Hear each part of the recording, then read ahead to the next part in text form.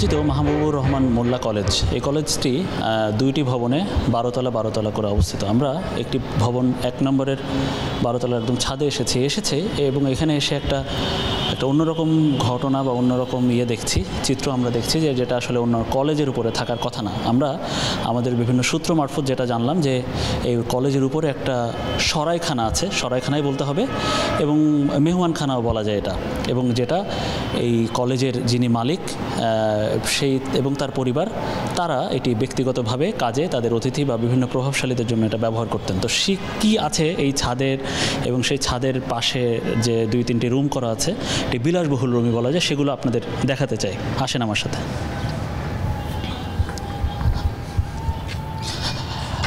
সম্প্রতি সোহরাওয়ার্দী এবং কবি নজরুল কলেজ শিক্ষার্থীরা এখানে আসার পরে আমরা দেখছি যে ছাদের এই যে স্থাপনাগুলো এখানে বেশ সুন্দর করে সাজানো হয়েছিল, সেগুলো মোটামুটি এখানে বেশ ধ্বংসস্তূপের মতো পড়ে আছে। তো এখানেও এই স্থাপনার পাশে আছে কয়েকটি কক্ষ আমরা দেখছি। এখানে যান।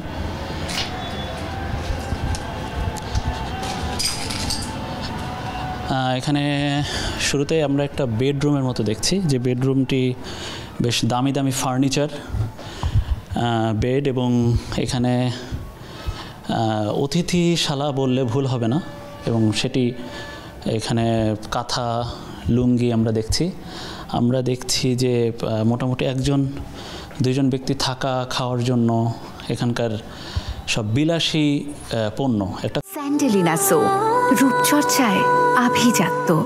কলেজের ঠিক ছাদের উপরে এরকম এসি কামরা এবং যে ফার্নিচারগুলো আপনারা দেখছেন, দেখে বোঝা যাচ্ছে যে আসলে কি দামি ফার্নিচার এগুলো।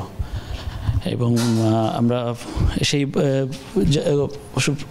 সোমবারের যে হামলা এখানে হয়েছে, যে ভাঙচুর এখানে হয়েছে, সেগুলোতে এগুলো ক্ষতিগ্রস্ত হয়েছে। আমরা যতদূর এখান থেকে এই এলাকাবাসী, স্থানীয় এবং কলেজের সাবেক বর্তমান বিভিন্ন শিক্ষার্থী, তাদের কাছ থেকে যেটা জানতে পেরেছি যে এখানে এই কলেজের যারা মালিক তাদের এবং তাদের পরিবারের অতিথি হয়ে এখানে বিভিন্ন প্রভাবশালীরা আসতেন, সেটা প্রশাসন, পুলিশ, অনেক প্রভাবশালীরা এখানে আসতেন। বেডরুম পেরিয়ে এখানে আমরা দেখছি যে একটা স্পেস রুম, একটা দামি সোফায় সজ্জিত করা আছে এখানে, এবং এখানে একটা ডাইনিং স্পেস এখানে আছে। আমাদের জানা নেই যে এখানে আসলে আমরা নির্দিষ্ট করে হয়তো বলা যাচ্ছে না যে এখানে কারা এখানে আসতেন, কারা এখানে থাকতেন। তবে আমরা যতদূর জেনেছি যে প্রভাবশালী অনেকে এখানে আসতেন এবং তারা এখানকার আতিথেয়তা নিতেন, এবং তারা এখানে আসার পরে এখানে ওয়াশরুম এবং কিছু স্টোর রুম আছে, তারা এখানে আতিথেয়তা নিতেন এবং বিদেশি অতিথিদেরকেও এখানে আনা হতো এবং তারা আসতেন এবং তারা এখানেও থাকতেন। আমরা বেশ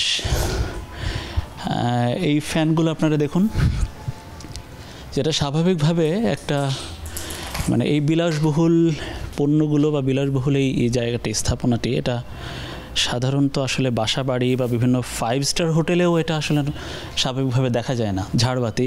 এবং আমরা যেটার টিভির রুম যেটা দেখছি, এইটার আয়তন দেখে বোঝা যাচ্ছে বড় একটা টেলিভিশন সেট এখানে ছিল, এবং যেটা কালকে আমরা বিভিন্ন ফুটেজে দেখেছি। আমরা মারামারি বা ভাঙচুরের খবর সংগ্রহ করতে এসে দেখেছি যে এখান থেকে বিভিন্ন পণ্য চুরি হয়েছে, এখান থেকে বিভিন্ন আসবাব চুরি হয়েছে। তবে আসবাবগুলোর অবস্থা আমরা দেখছি যে বেশ দামি এবং চক্ষু চড়কগাছ হওয়ার মতো, যে বাংলাদেশে অন্য যে কোনো কলেজের ছাদের উপরে এরকম কোনো জায়গা আছে কি না আসলে সন্দেহ, যেটা আসলে এখানকার দরজা, ফার্নিচার বা অন্য আসবাবপত্র যেটাই দেখা যাক না কেন। এবং আমি তো একটু আগে ছাদের কথা বলছিলাম, যে বেডরুম, এটা কমন স্পেস রুম, এবং পাশে যে ছাদ, সেই অংশটি এটা তো আছে, এবং বেশ বিলাসবহুল কায়দায় এটা বানানো হয়েছে। এই যে অংশটি, এটা হচ্ছে ছাদের উপরে মোটামুটি এখান থেকে পুরো ঢাকা শহরের একটা বিশাল চিত্র, ড্যামরা, যাত্রাবাড়ি বা অন্যদিকে নারায়ণগঞ্জ, বিশাল একটা চিত্র এখানে দেখা যায়। তো এখানে গেস্ট রুম বানানো হয়েছে ওদের জন্যই কি?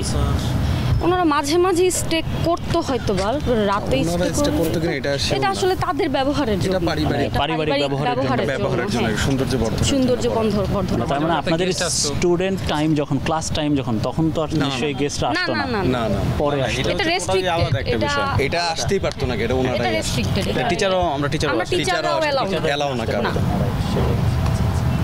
তো ওনাদের কোনো প্রোগ্রাম হলে। আপনি কখনো দেখেছেন যে কেউ আসতে বা এরকম, কারা আসতো বা এরকম এখানে কখন আপনাদের চোখে পড়ে নাই? না, স্বাভাবিক।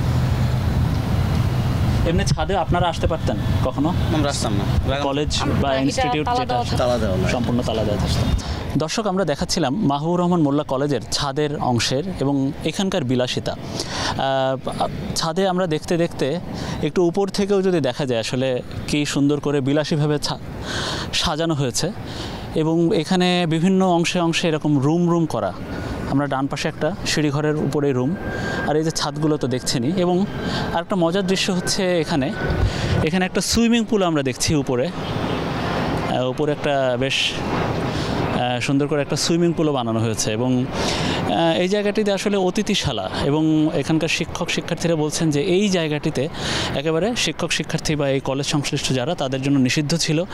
এবং এই কলেজের উপরের এই বিলাসী অংশটা, এটি শুধুমাত্র তাদের পরিবার এবং তাদের মেহমানদের জন্য এটা ছিল। এবং এই কলেজের যিনি মাহবুবুর রহমান মোল্লা কলেজের এবং কলেজের মালিক হিসেবে তিনি ছিলেন, তিনি কলেজের চেয়ারম্যান ছিলেন মাহবুব সাহেব, এবং তার স্ত্রী আফরোজা লতা, তিনি এই কলেজের চেয়ারম্যান ছিল।